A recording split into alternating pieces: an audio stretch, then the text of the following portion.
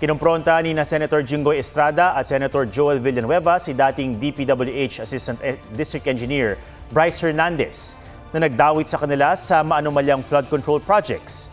Naunang sinabi ni Hernandez na isang staff ni Estrada na nagngangalang Beng Ramos ang nagdala ng obligasyon o lagay mula sa WJ Construction.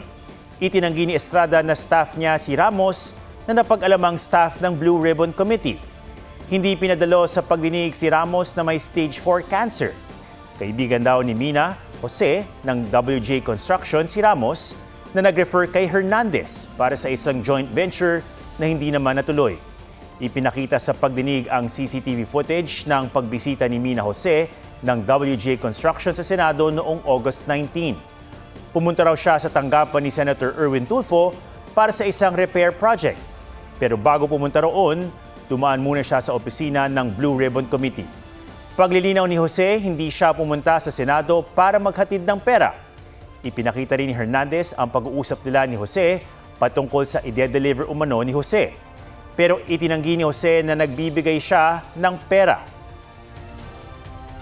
That time po, ang sabi po ni Boss Henry, nagre-request daw po si Senator Joel ng pondo po.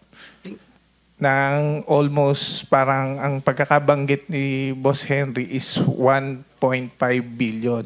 Subalit dun sa parang na pumasok sa conversation po na napicturan, isang kayang ialat lang po sa kanya ni Secretary Bonoan is 600 million.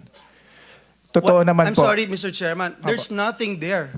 Kahit na picture lang yung pinicture mo, there's nothing there that states that, is this a new allegation that you're talking about? Was there a time na I asked or I nominated a flood control program sa inyo? Wala po, Your Honor.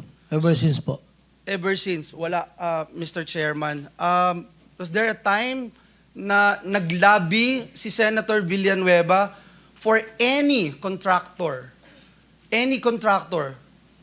na in-endorse, pinakitaan ng pabor, or nilabi sa iyo, Mr. Alcantara? Wala po, Your Honor. Binalikan naman ni Villanueva ang umano'y larawan ng disappearing messages na ipinakita ni Engineer JP Mendoza sa pagdinig noon ng Kamara. Ipinakita ni Villanueva kung gaano daw kadali pekiin ang mga umano'y usapan sa cellphone. Bitbit din ni Villanueva sa pagdinig ang kopya ng 2025 General Appropriations Act at hinamon ang mga dating DPWH engineer na ituro doon ang sinasabing proyekto ng senador. Pero ayon din kay Hernandez, hindi matatagpuan sa General Appropriations Act ang ilang flood control projects dahil nasa unprogrammed na bahagi ito ng national budget.